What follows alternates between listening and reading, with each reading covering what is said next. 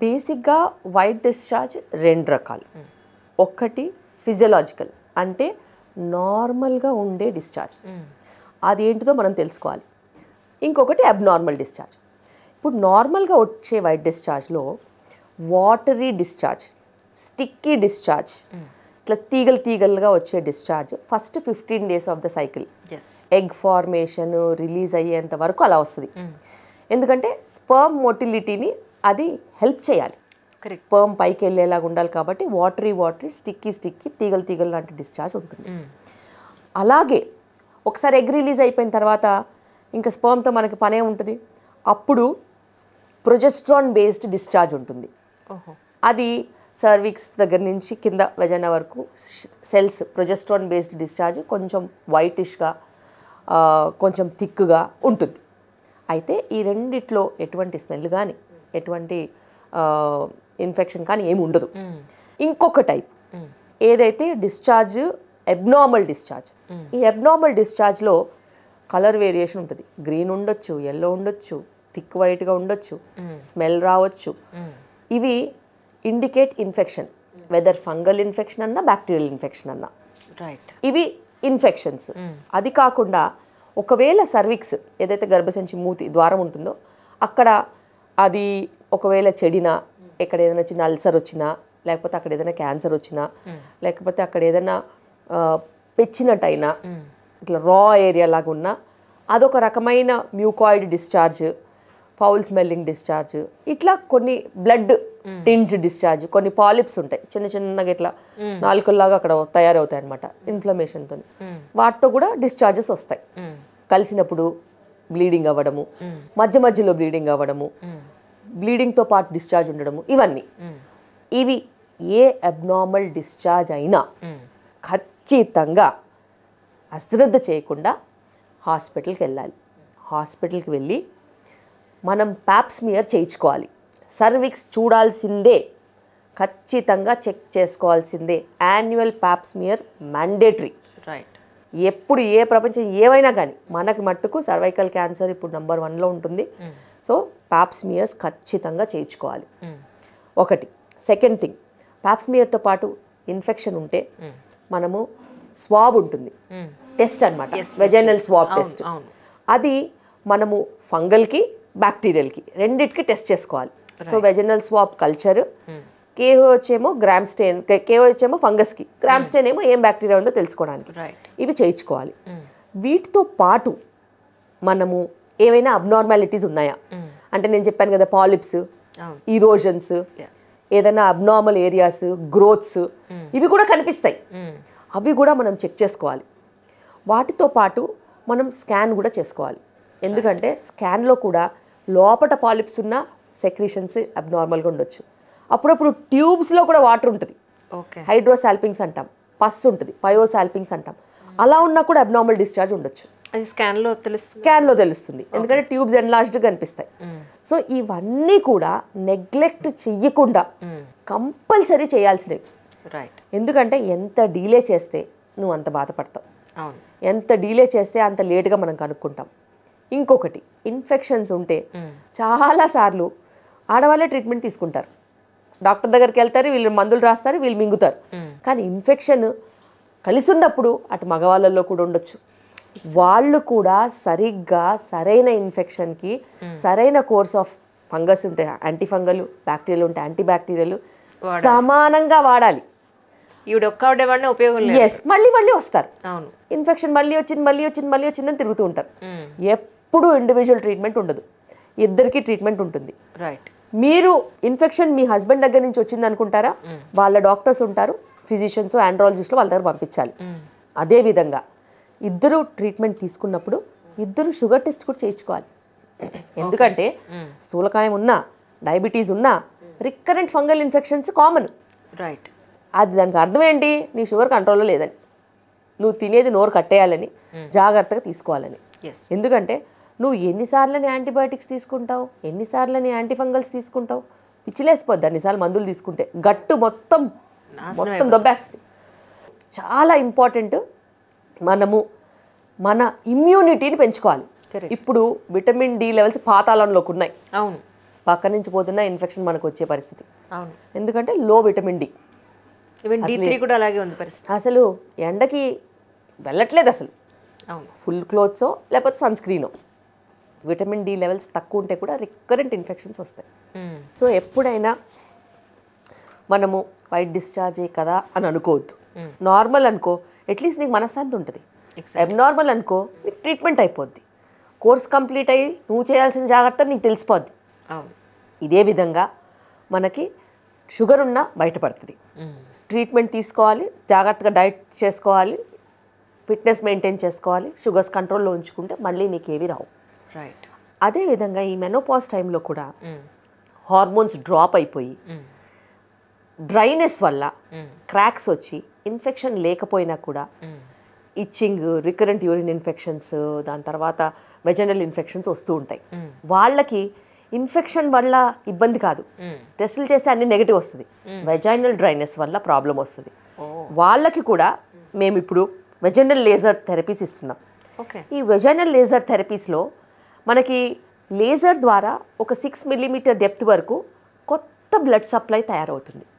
So కొత్త blood supply వచ్చినప్పుడు vaginal epithelium కూడా రీజువినేట్ అయ్యి దాంట్లో ఇన్ఫెక్షన్ వచ్చే ఛాన్సెస్ ఉండవు, డ్రైనెస్ వచ్చే ఛాన్స్ ఉండదు. సో మళ్ళీ వాళ్ళ సెక్షువల్ యాక్టివిటీ అయినా సెక్షువల్ లైఫ్ అయినా ఎటువంటి ప్రాబ్లమ్స్ లేకుండా సునాయాసంగా జరిగిపోతుంది. రైట్. కానీ ఇంటర్నల్ పార్ట్స్ క్లీనింగ్కి వీవాష్ ఎంతవరకు యూజ్ అవుతుందంటారు మీ ఉద్దేశ ప్రకారం? బేసిక్గా ఏ పార్ట్ని అనవసరంగా ముట్టుకోవద్దు, అస్సలు ముట్టుకోవద్దు. ఎందుకంటే బాడీ తనను తను కాపాడుకునే మెకానిజమ్స్ తన దగ్గర ఉంటాయి. నువ్వు టైంకి మంచి ఫుడ్ తీసుకుంటే, ప్రీబయోటిక్ ప్రోబయోటిక్ రిచ్ ఫుడ్ తీసుకుంటే చాలు. నీ గట్ బాగుంటుంది, నీ వెజైనా బాగుంటుంది, నీకు ఏ ఇన్ఫెక్షన్స్ రావు, దేన్ని క్లీన్ చేసుకోవాల్సిన అవసరం లేదు. సోప్స్ అయితే వాడాల్సిన అవసరం ఉండదు. జస్ట్ నార్మల్ బాత్ అంతే. ఎక్స్ట్రా డిటర్జెంట్స్ కానీ కెమికల్స్ కానీ ప్రోడక్ట్స్ కానీ వాడాల్సిన అవసరం లేదు. అయితే కొంతమంది సెన్సిటివ్ ఉంటారు, ఇన్ఫెక్షన్ టెండెన్సీ ఉంటుంది, పబ్లిక్ టాయిలెట్స్ వాడే వాళ్ళు ఉంటారు, డిఫెన్స్ మెకానిజం డౌన్ ఉంటే ఇట్లా కొన్ని ప్రోడక్ట్స్ వాళ్ళకి వాడినట్టు అయితే హెల్తీ బ్యాక్టీరియా అనేది రీఎస్టాబ్లిష్ అయ్యి తరచుగా ప్రాబ్లమ్స్ రాకుండా ఉంటాయి. It is not for everybody use at all. It is used in certain conditions under medical doctors advice and medical supervision. నా సిజేరియన్ అప్పుడు ఒక హాస్పిటల్లో సిజేరియన్ అయింది. అంటే చాలా చిన్న ఏజ్లో పెళ్ళి అవడం వల్ల అసలు పెయిన్స్ లేవు. వాళ్ళు పాపం ఒక పూటంతా ట్రై చేశారు, పెయిన్స్ కోసం ఇంజెక్షన్ ఇచ్చినా కూడా పెయిన్స్ లేవు. అసలు ఎక్కడ కూడా ఎలాంటి ఉపయోగం లేదు, మూమెంటే లేదు. సో వాటర్ వాళ్ళు తీసేశారు, ఇంకా వెయిట్ చేశారు. అయినా కూడా డాక్టర్ నన్ను రిక్వెస్ట్ చేస్తుంది ఏంటి అని అంటే, లోకల్ అనెస్థీషియా ఇస్తాను స్పైన్కి, జనరల్ అనెస్థీషియా వద్దు నీకు అని. నేను అసలు మీరు మాట్లాడేవని నేను ఆ సౌండ్ నేను వినలేనండి, నాకు చాలా భయం. ఒక సిరంజ్ చూస్తేనే నాకు బ్లడ్ తీయాలంటే 3 ఉండాలి నా దగ్గర. సో నాకు జనరల్ అనెస్థీషియా ఇచ్చేయండి అని. డాక్టర్లు ఎందుకు ఇన్ జనరల్గా లోకల్ అనెస్థీషియాకి ప్రిఫరెన్స్ ఇస్తారు, జనరల్ అనెస్థీషియాకి ఎందుకు ప్రిఫరెన్స్ ఇవ్వరు? సో బేసిక్గా ఇప్పుడు ప్రెగ్నెంట్ అంటే తల్లి బిడ్డ కదా, తల్లికి జనరల్ అనెస్థీషియా ఇచ్చినప్పుడు మరి విత్ ఇన్ సెకండ్స్ బిడ్డకు కూడా వెళ్తుంది కదా, వెళ్ళిపోతుంది. మరి డెలివరీ అయిన తర్వాత బేబీ అనెస్థీషియాలో ఉంటే క్రై ఎలా చేస్తుంది? ఓహో. సో ఇది టెక్నిక్, ఇది టెక్నాలజీ. ఇంజెక్షన్ ఇస్తే నడుము నొప్పి వచ్చేస్తుంది అంటారు కదా. స్పైన్ ఇంజెక్షన్కి ఎప్పుడు నడుము నొప్పి రాదు. కాల్షియం వేసుకోకుండా, పద్ధతిగా కూర్చోకుండా, లేకపోతే మనము ఆహార నియమాలు సరిగ్గా తీసుకోకుండా, కాల్షియం సప్లిమెంట్స్ కానీ కాల్షియం రిచ్ ఫుడ్స్ కానీ తీసుకోకుండా, ఎట్టబడితే అట్లా వంగి ఎట్టబడితే అట్లా వస్తువులు లేపి అలా మనం స్పైన్ని డ్యామేజ్ చేస్తాం తప్పితే, స్పైన్ అండ్ అనెస్థీషియాలో ఇచ్చిన నీడిల్ ఎంత సన్నగా ఉంటుంది, ఎగ్జాక్ట్లీ 25 నంబరు, 26 నంబరు, 24 నంబర్లు ఉంటాయి. ఓకే. అది ఏని డ్రామా చేస్తుంది, అసలు ఏ డ్రామా చేయదు. ఓకే, భయం అంతే. అంతే. స్పైనల్ అనెస్థీషియా ఇచ్చినప్పుడు అనెస్థెటిక్ ఏజెంట్ ఏదైతే ఉంటుందో అక్కడికి వెళ్ళే నర్వ్స్ సెన్సేషన్ బ్లాక్ చేస్తుంది తప్పితే బేబీ సైడ్ అసలు ఏది పోదు. సో ఆ సెన్సేషన్ కింది పార్ట్కి ఉండదు. అండ్ జనరల్ అనెస్థీషియాలా కాదు, జనరల్ అనెస్థీషియా స్టాప్ చేయగానే నీకు పెయిన్ తెలిసిపోద్ది, ఇమీడియట్గా సిజేరియన్ అయిన పెయిన్ తెలుస్తుంది. స్పైనల్ అనెస్థీషియాలో అలా కాదు. స్పైనల్ అనెస్థీషియాలో మనము డెలివరీ అయిపోయిన తర్వాత కూడా 4-5 అవర్స్ వరకు కూడా పెయిన్ తెలియదు. ఎందుకంటే అనస్థీషియా ఎఫెక్ట్ అలా ఉంటుంది. చేస్తుంది. అవునవును. ఆ టైంలో మదర్ చైల్డ్ బాండింగ్ అయినా హ్యాండ్లింగ్ అయినా ఏదైనా మనకి ఈజీగా కూడా ఉంటుంది. రైట్. పెయిన్ ఇమీడియట్గా ఉండదు. Right. And cry, baby cry చెయ్యాలని అంటే చాలా చాలా ఇంపార్టెంట్. అందుకే చాలాసార్లు మాకు అడిగినప్పుడు కూడా మదర్స్ మేము జనరల్ అనస్థీషియాకి డిఫర్ చేస్తాం. ఒకవేళ ఇవ్వాల్సి వచ్చినా కూడా మొత్తం అంతా పెయింట్ డ్రేప్ చేసేసేసి కత్తి పట్టుకుని నించున్న తర్వాతనే అనస్థీషియా ఏజెంట్ ఇచ్చి విత్ ఇన్ 1 minute నేను బేబీ అవుట్ చేయాలి. ఎగ్జాక్ట్లీ దట్స్ వాట్ దట్ అలా చేయాలి. అప్పుడు కూడా మనం పీడియాట్రిషియన్ కి చెప్పి పెడతాం. అవును. జనరల్ అనస్థీషియా ఇచ్చాము, బేబీ కొంచెం డల్గా వచ్చే ఛాన్సెస్ ఉంటాయి, మీరు ఆక్సిజన్ రెడీ పెట్టుకోండి, వెయిట్ చేయండి 10 minutes అనేసి. ఎందుకంటే ఆ 10 minutesలో 2 to 10 minutesలో ఆ జనరల్ అనస్థీషియా డ్రగ్ అనేది వీనౌట్ అయిపోద్ది దాని ఎఫెక్ట్. అప్పటి వరకు వీళ్ళు సపోర్ట్ ఇవ్వాల్సి ఉంటుంది. నేను ఒకసారి ఒక డాక్టర్ దగ్గర విన్నాను ఏంటంటే నార్మల్ డెలివరీ అయితే కనుక వైజ్ఞాలో ఉన్న ఏవైతే మదర్కి ఇన్ఫెక్షన్స్ ఉన్నాయో అవన్నీ బేబీకి ట్రాన్స్ఫర్ అవుతాయి న్యాచురల్గానే. అదే నీకు సిజేరియన్ అయితే ఆ ఇన్ఫెక్షన్స్ ఏవి కూడా ట్రాన్స్ఫర్ కావు అని. ఎంతవరకు నిజమండి? వాళ్ళు చాలా తప్పుగా చెప్పారు. అయ్యో. ఎందుకంటే వెజైనల్ మైక్రోబయోమ్ అంటే తల్లి వెజైనాలో ఉన్న మైక్రోబయోము ఆస్తుల కంటే చాలా ఇంపార్టెంట్. ఎందుకంటే వెజైనల్ డెలివరీలో బేబీ ఏదైతే వెజైనల్ మైక్రోబయోమ్కి ఎక్స్పోజ్ అయ్యి వస్తుందో ఆ వెజైనల్ మైక్రోబయోము వెళ్ళి బేబీ ఇంటెస్టైన్ని కొలనైజ్ చేసి బేబీకి ఫ్యూచర్లో ఇమ్యూనిటీ ఇస్తుంది. ఈ ప్రీబయోటిక్ ప్రోబయోటిక్ గోల్ అంతా నార్మల్ డెలివరీ దగ్గర నుంచే స్టార్ట్ అవుతుంది. సో నీకు ఫ్యూచర్లో నీకు ఇమ్యూనిటీ ఉండాలన్నా, నీ ఫ్యూచర్ సెక్యూర్డ్గా ఉండాలన్నా నీకు అదే ఒక పెద్ద ఆస్తి. అందుకే వెజైనల్ డెలివరీ చాలా అద్భుతము. అది జరిగితేనే నీకు అది ఈజీగా వస్తుంది. అండ్ ఆ మైక్రోబయోమ్ కోసమే జనాలందరూ పోరాడేది. ఎందుకంటే అది ఇమ్యూనిటీ ఇస్తుంది కాబట్టి. సిజేరియన్స్లో రాదు అది. కానీ అమ్మాయి లైఫ్ ఎంత డెలికేట్ మ్యామ్ నిజంగా. ఇవి డెలివరీ అయిన తర్వాత మళ్ళీ బ్యాక్ టు నార్మల్ అయ్యి వాళ్ళ హస్బెండ్తో నార్మల్ లైఫ్ లీడ్ చేసే టైంలో అక్కడ కూడా వాళ్ళ హస్బెండ్తో ప్రాబ్లం తినే ఫేస్ చేస్తుంది. మళ్ళీ అల్టిమేట్లీ తినే తనను రిఫార్మ్ చేసుకోవాల్సిన సిచ్యువేషన్స్ ఉన్నాయి. ఎవ్వరు రిఫార్మ్ చేసినా చేయకపోయినా బాడీ అదంతలా అదే చేసేసుకుంటుంది. So it's a physiological thing. ఎలా డెలివరీ అవుతుందో డెలివరీ అయిపోయిన వెంటనే అలాగే నార్మల్ షేప్కి వస్తుంది. మళ్ళీ అవసరం అనుకుంటే ఇచ్చిన ఇన్సిషన్కి సూచర్స్ వేసేస్తాము. ఒక 6 to 8 weeksలో మళ్ళీ నార్మల్సీకి వచ్చేస్తుంది. అండ్ దానికి సంబంధించిన ఎక్సర్సైజెస్ ఉంటాయి. ఇంతకుముందు పాతకాలంలో అయితే వాళ్ళు పనులు చేసేసుకునే వాళ్ళు కాబట్టి ఆటోమేటిక్గా నార్మల్ అయిపోయేది, ఫిట్గా అయిపోయేది, బ్యాక్ టు నార్మల్ అయిపోయేది. అందుకే కదండి 10 పిల్లల్ని కనేవాళ్ళు. బ్యాక్ టు నార్మల్ కాకపోతే ఎలా కనేవాళ్ళు? Correct correct. So nature has its own way to safeguard itself. So mechanism కూడా అలాగే ఉంటుంది. అండ్ బ్యాక్ టు నార్మల్సీ కూడా అలాగే వచ్చేస్తుంది. ఇప్పుడున్న జనరేషన్లో చాలా ఎర్లీగా సెక్షువల్ లైఫ్ బిఫోర్ మ్యారేజే ఉంది. అది మనం అందరూ యాక్సెప్ట్ చేయాల్సిన సిచ్యువేషన్. అయితే ఈ సందర్భంగా యంగ్స్టర్స్ అందరికీ సెక్షువల్ ట్రాన్స్మిటెడ్ డిసీజెస్ గురించి మీరు ఏం చెప్పదలుచుకున్నారంటే ఏం చెప్తారు? యంగ్స్టర్స్కి ఒకటి అర్థం కావాల్సింది ఏంటంటే పియర్ ప్రెషర్, సెక్షువల్ యాక్టివిటీని వాళ్ళు హార్మోన్స్ ప్రభావంతో ఏదో రకంగా ఎంజాయ్ చేయాలని చూస్తారు. కానీ ఆ moment if you don't take protection, proper educated protection like condom or diaphragm ఏదైనా మీరు సరిగ్గా యూస్ చేయలేకపోతే జీవితానికి సరిపడా ఇన్ఫెక్షన్స్ రావడానికి రెడీగా ఉన్నాయి. కానీ అది కూడా అంత పెద్ద సేఫ్ ఏం కాదు అని నేను విన్నాను మ్యామ్. ఎంతో కొంత safety. If there is no safety then there is no life at all. గుడ్డి కన్నా మెల్ల బెటర్ అంటాం. ఎగ్జాక్ట్లీ. కన్సిస్టెంట్గా యూస్ చేయాల్సిన అవసరం ఉంది. ఎందుకంటే ఇలాంటి చిన్న చిన్న ప్లెజర్స్ కంటే లైఫ్ చాలా పెద్దది. ఎగ్జాక్ట్లీ. అండ్ మీరు మీ ఆలోచన విధానం దీనికి ఇంపార్టెన్స్ ఇస్తే జీవితానికి ఎలా ఇస్తారు? అండ్ ఎప్పుడైనా ఆలోచించండి, మీకు ఆప్షన్ ఉన్నప్పుడు చిన్న చిన్న ప్రాబ్లమ్స్కి లేదా పియర్ ప్రెషర్స్కి మీరు లొంగిపోతే పెద్ద పెద్ద ఎట్లా ఫేస్ చేస్తారు? అండ్ ఒక అవగాహన అనేది, ఒక ఎడ్యుకేషన్ అనేది, ఒక విజ్డమ్ అనేది ఒక సర్టన్ ఏజ్కి వస్తుంది. ఆలోపే మీరు పేషెన్స్ లేకుండా ఎక్స్పెరిమెంటల్ మెథడ్స్కి వెళ్ళిపోతే మీకు విజ్డమ్ వచ్చిన తర్వాత మీ మానసిక పరిస్థితి ఏంటి? కరెక్ట్. అది తప్పు అని మీరు రియలైజ్ అయినప్పుడు మీ పరిస్థితి ఏంటి?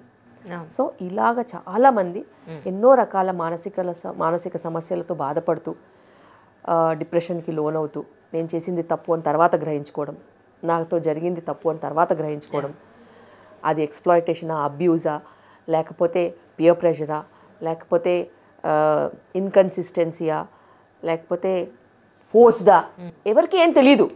It has happened. అండ్ అది తెలుసుకునే వయసు అది వాళ్ళకి కాదు. Exactly. So when you can't judge, you should not experiment. Correct. నీకు ఆ విజ్డమ్ వచ్చి, నీకు ఆ మెచ్యూరిటీ వచ్చిన తర్వాత నువ్వు ఏమైనా చెయ్యి. కరెక్ట్.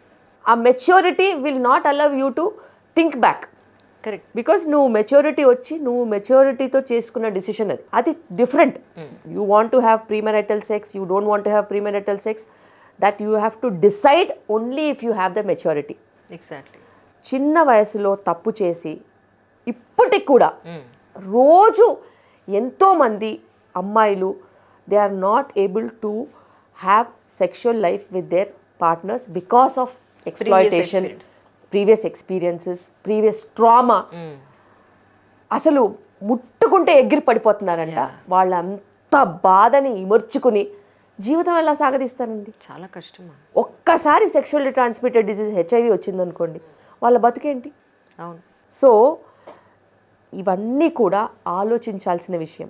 మీరు నిజంగా చదువుకుంటే, మీరు నిజంగా అవగాహన ఉంటే మీరు తప్పు చేస్తారా? కరెక్ట్. పోనీ అది తప్పో కాదో అది వేరే విషయం. మీరు ఈ అడుగు వేస్తారా? ఎందుకంటే సెకండ్ ప్లేస్ లో ఉంది మ్యామ్ హెచ్ఐవి. యాక్చువల్లీ ప్రపంచంలోనే సెకండ్ ప్లేస్ లో. Exactly. So immature behaviour, inconsistent behaviour, no control over your emotions, no control over your thoughts, peer pressure, ఇవన్నీ కూడా సీరియస్గా తీసుకోవాల్సిన టైం ఇది. రియలీ సీరియస్గా తీసుకోవాల్సిన టైం. బికాస్ ఇప్పుడు చాలా చాలా చాలా పియర్ ప్రెషర్ ఉంది. వాళ్ళు ఇది చేస్తున్నారు నేను చేశాను, వాళ్ళు అది చేస్తున్నారు నేను చేశాను. అదేం ఆకుకూరలా కొనుక్కుని తినడానికి. It's not that easy. వాటికి లైఫ్ లాంగ్ ఇంప్లికేషన్స్ ఉంటాయి. ఒక రిలేషన్షిప్ బ్రేక్ అయితే ఆ ట్రామాలో నుంచి బయటికి రావడానికి ఎంతో ధైర్యం ఉండాలి. అంత ధైర్యం ఉన్న వాళ్ళు అసలు రిలేషన్షిప్కి ఎందుకు వెళ్ళాలి తెలిసి తెలియని వయసులో? సో నీ ఎఫర్ట్స్, నీ ఆలోచన అనేది నువ్వు దేని మీద పెట్టాలి, ఏ ఏజ్లో దేని మీద పెట్టాలనేది ఫోకస్ ఉంటే ఇవన్నీ అసలు అడ్డురావు. ఫోకస్డ్గా ఉండాలి. నాకు ఈ ఏజ్లో నేను ఇది చేయాలి, నేను ఇది అచీవ్ చేయాలి, నేను ఇది నెక్స్ట్ ఇలా వెళ్ళాలి. అండ్ కొన్నిసార్లు చూసుకుంటే వెస్ట్రన్ పాపులేషన్లో, ఇండియన్ పాపులేషన్లో కొంతమంది ఉంటారు ఎంత ఫోకస్డ్గా ఉంటారండి. నేను education, job or business, settlement, right time marriage. కొన్ని కమ్యూనిటీస్ ఉన్నాయి పిల్లలకి 24-25 పెళ్ళి ఖచ్చితంగా చేసేస్తారు. నువ్వు రెడీగా ఉన్నావు లేదు అనవసరం. మ్యారేజ్ తర్వాత బాండింగ్ తర్వాత చిల్డ్రన్ తర్వాత they take care of they children. And వాళ్ళ ప్రపంచమే చిల్డ్రన్. ఫ్రెండ్స్ ఉన్నా friends with their children. Office ఉన్నా ఆఫీస్లో parties with their children. So get togethers అయినా వెకేషన్ అయినా విత్ చిల్డ్రన్. సో అలా వెళ్ళిపోతూ ఉంటారు. That is the picture of their beautiful life. అందరికీ పిక్చర్ ఇమాజినేషన్ ఉండొచ్చు, కానీ ఎండ్ ఏంటిదో తెలియాలి. కానీ ఎవరైనా డెలివరీకి మీ దగ్గరికి వచ్చినప్పుడు చాయిస్ వాళ్ళ ప్రకారం పెడతారా, మీ చాయిస్ ప్రకారం పెడతారా? అంటే సిజేరియన్ చాలామంది ఇప్పుడు we don't want to pain అండి ఎట్ ఆల్, పెయిన్లెస్ డెలివరీ మాకు కావాలి అనేది చాలామంది మిమ్మల్ని అడగచ్చు, లేదా మాకు సిజేరియన్ చేసాడని అడగచ్చు. చాయిస్ వాళ్ళకు వదిలేస్తారా, మీరు ప్రయారిటీ తీసుకుంటారంటే? బేసిక్గా నేను ఇప్పుడున్న పరిస్థితిలో నేను నార్మల్ డెలివరీస్, న్యాచురల్ డెలివరీస్, ఇంతకుముందు సిజేరియన్ అయిన వాళ్ళకి నార్మల్ డెలివరీస్, ట్విన్స్ ఉన్న నార్మల్ డెలివరీస్, బ్రీచ్ ఉన్న నార్మల్ డెలివరీస్, ఇట్లా కొంచెం హై రిస్క్ ఉన్న ఐవీఎఫ్ అయినా నార్మల్ డెలివరీస్ ప్రోత్సహిస్తున్నాను. కాబట్టి వాళ్ళు అది మైండ్లో పెట్టుకుని నా దగ్గరకు వస్తారు. నా దగ్గరకు వచ్చి సిజేరియన్ అడిగే వాళ్ళు ఎవరు ఉంటారండి బాబు? లేదండి మేడం, నాకు మీరంటే ఇష్టం కానీ నాకు సిజేరియనే కావాలి అని అడిగితే వ్యవస్థ ఏంటి? అవును, వాళ్ళకి సిజేరియన్ కావాలి అని అంటే వాళ్ళతో నేను అట్లీస్ట్ 8-9 months ట్రావెల్ చేస్తానుగా. కరెక్ట్. ఎంత లేదన్నా ఒక 6 months అన్న ట్రావెల్ చేస్తాను, 5 months 4 months ట్రావెల్ చేస్తాను. వాళ్ళు బయట ఉన్న నలుగురిని చూసైనా మారతారనే ఆశ ఉంటుంది కదా. నేను చెయ్యను అని చెప్పను, నేను చేస్తానమ్మా, నువ్వు ఏది అడిగితే అది చేస్తాను, ప్రస్తుతానికి నువ్వు యాంటీనేటల్ కేర్ కానివ్వు. సో మేము ఇక్కడ free yoga classes, Zumba classes, pregnancy education programmes, కపుల్స్కి ఎంగేజ్మెంట్ ప్రోగ్రామ్స్ అన్నీ చేస్తూ ఉంటాము. చేస్తూ ఉన్నప్పుడు అది ఊరికే ఉండదు కదా. సో ఇలాంటి తేడాగా ఉన్న వాళ్ళని అందులోనే మారుస్తాం అంతే. ఎవరైనా కానీ నార్మల్ డెలివరీ వైపు వెళ్ళే వాళ్ళందరికీ కూడా 80%, 70% నార్మల్ అవుతాయి. 30% ఎట్లాగో సిజేరియన్స్ అవుతాయి. అందులో అసలు డౌటే లేదు. సేఫ్ డెలివరీ అయ్యేలాగా చూసుకోవాలి. అందులో ఇప్పుడున్న కాంప్లికేషన్స్ చాలా ఘోరం. అంటే కొన్ని జెనెటిక్ ప్రాబ్లమ్స్ కూడా ఈ మధ్యకాలంలో చూస్తున్నాము. అంతా బాగుంటుంది, హార్ట్ బీట్ అంతా మంచిగా ఉంటుంది, బేబీ డెలివరీ అయిన తర్వాత క్రై ఉండదు. ఇది ఈ మధ్యకాలంలో చూస్తున్నాం. అంటే వాళ్ళకి మళ్ళా జెనెటిక్స్ అన్నీ టెస్ట్ చేసి చూస్తే ఎంటీఎఫ్హెచ్ఆర్ జీన్ పాజిటివ్ ఉండడము, క్లాట్ ఫార్మేషన్ టెండెన్సీ ఉండడము, 9th మంత్లో బేబీ చనిపోతుంది. Oh my God. సో ఇవన్నీ కూడా ఈ మధ్యకాలంలో పెరిగాయి. 9th మంత్లో 38, 39 వీక్స్కి బేబీ చనిపోయేది డయాబెటీస్లో. ఓహో, అది చాలా పెద్ద రిస్క్, చాలా పెద్ద రిస్క్. డయాబెటిక్ బేబీస్ అలా 38, 39 వీక్స్లో చనిపోతాయి. లేబర్ క్రమంలో చనిపోతాయి. కొన్ని జీన్ ప్రాబ్లమ్స్ ఉన్న వాళ్ళకు, కొన్ని జెనెటిక్ ప్రాబ్లమ్స్ ఉన్నాయి కూడా లేబర్ టైంలో చనిపోతాయి. లేకపోతే డెలివరీ అయిన వెంటనే హార్ట్ ప్రాబ్లమ్స్ ఉన్న బేబీస్ డెలివరీ అయిన వెంటనే చనిపోతాయి. అట్లా ఎంజైమ్ ప్రాబ్లమ్స్ ఉన్న బేబీస్, కొన్ని డెఫిషియన్సీస్ ఉన్న బేబీస్ ఫస్ట్ వీక్లో చనిపోతాయి. సో ఇలాంటివన్నీ ఈ మధ్యకాలంలో because of food habits, out side food, pesticides, chemicals, additives, colours, preservatives ఇవన్నీ ఉన్నాయి. ఇవన్నీ ఖాళీగా ఉంటాయా? అస్సలు ఖాళీగా ఉండవు. అవును, ఎండోక్రైన్ డిస్రప్టర్స్ అని ఉంటాయి, ప్లాస్టిక్స్, మైక్రో ప్లాస్టిక్స్, కాస్మెటిక్స్. ఇలా ఈ ఎండోక్రైన్ డిస్రప్టర్స్ ఏం చేస్తాయంటే ఈ బ్లడ్ క్లాట్ ఉంటుంది కదా, దాని టెండెన్సీ పెంచుతాయి. సో ఎప్పుడు క్లాట్ వెళ్ళి ఆగిపోతే, ఎప్పుడు షుగర్ డౌన్ అయ్యి షుగర్ హై అయ్యి ఏదో ఒకటి మెకానిజం, అందులో చాలా మెకానిజమ్స్ ఉన్నాయి. Last trimester, last day, before delivery, after delivery చనిపోతున్నారు బేబీస్. ఇవి ఎలా ఎక్స్ప్లెయిన్ చేస్తామండి? అవును, అసలు ఎక్స్ప్లెయిన్ చేయడం ఎంత కష్టం అంటే, నిండు గర్భిణి హార్ట్ బీట్ లేకుండా వచ్చింది అని అంటే ఇంకా ఎక్స్ప్లెయిన్ చేయడం చాలా కష్టం. మనం ఎంత మొత్తుకున్నా కూడా కొంతమంది డైట్ మెయింటైన్ చేయరు. నాలుక కోసము, నోటి కోసము పేరెంట్స్ హెరాస్మెంట్, తినాలి తినాలి తినాలి, పక్కింటోళ్ళ హెరాస్మెంట్, అది తినాలి ఇది తినాలి, ఫ్రెండ్స్, కొలీగ్స్, ఎంత పియర్ ప్రెషర్ పెట్టేసేసి వాళ్ళతో ఫుడ్ తినిపిస్తే ఆ బేబీ ఏమో అలా అవుతుంది. సో ఇవన్నీ చాలా టూ డేంజరస్. అండ్ రీజన్ వెంటనే తెలియదు మనకి. అది మన ఇవాల్యుయేట్ చేసే నెలకో, 2 నెలలకో, 6 నెలలకో రీజన్ తెలుస్తుంది. ఇక్కడ ఒక చిన్న సెన్సిటివ్ క్వశ్చన్. ఒకనకప్పుడు డెలివరీకి ఏమీ హస్బెండ్ ఉండేవారు కాదు, కానీ ఇప్పుడు డెలివరీకి హస్బెండ్ కూడా పక్కన ఉంచుతున్నారు. ఒకసారి డెలివరీ చూసిన తర్వాత వాళ్ళ మీద ఒక సెన్సిటివిటీ అనేది పోతుంది, వైఫ్ అండ్ హస్బెండ్ అనే రిలేషన్కే అర్థం లేకుండా పోతుంది, ఆ ఫీల్ ఉండదు అనేది చాలామంది అనేమాట. వాట్ డూ యూ సే అండి యాక్చువల్లీ? సో బేసిక్గా మనము ఎడ్యుకేషన్ ఎంపవర్మెంట్ని ఇస్తుంది అంటాం కదా, డిసిషన్ మేకింగ్ కూడా ఇస్తుంది. సో వాళ్ళకి ఆల్రెడీ తెలుసు. మనం ఏంటంటే లేబర్ చూపించేది, మా దగ్గరకు వచ్చే లోపే 100 డెలివరీ వీడియోలు చూస్తారు. యూట్యూబ్లో లేవంటారా? ఉన్నాయి ఉన్నాయి. మరి వాళ్ళ వైఫ్కి ఇంకే సపరేట్గా ఏమవుద్దో. సో బేసిక్గా వాళ్ళు ఆల్రెడీ అన్నీ చూసేసి ఉంటారు. అయితే లేబర్ ప్రాసెస్లో కూడా హస్బెండ్ సపోర్ట్ చేస్తే, హస్బెండ్తో టైం స్పెండ్ చేస్తే న్యాచురల్ ఆక్సిటోసిన్ రిలీజ్ అవుతుంది. ఒక హగ్ చేసుకున్నా, లేకపోతే ఒక పాజిటివ్ ఇంపాక్ట్ ఉన్నా, ఒక టచ్తో కూడా న్యాచురల్ ఆక్సిటోసిన్ వస్తుంది.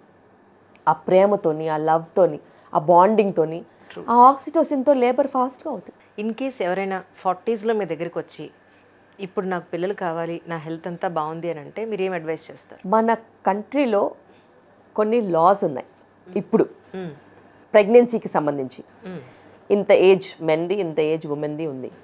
అంతకన్నా తక్కువ ఎవరు వచ్చినా నేను ఎంకరేజ్ చేస్తాను. రైట్, నాకు అసలు ప్రాబ్లమే లేదు. వ్యూవర్స్ కోసం ఆ ఏజ్ ఏంటి ఒకసారి చెప్తారు? అవి 50+ ఉందంతే. 50 ఇయర్స్. ఓకే. మెన్కి డిఫరెంట్గా ఉంది, ఉమెన్కి డిఫరెంట్గా ఉంది అట్లా. అండ్ అది ఈ మధ్య ART యాక్ట్లో వచ్చింది. అయితే ఇద్దరు ఏజ్ కలిపి కూడా 100 దాటొద్దని కూడా రూల్ ఉంది కొన్ని. సో సెరగసీకి కొన్ని రూల్స్ ఉంటాయి, ఫర్టిలిటీకి కొన్ని రూల్స్ ఉంటాయి.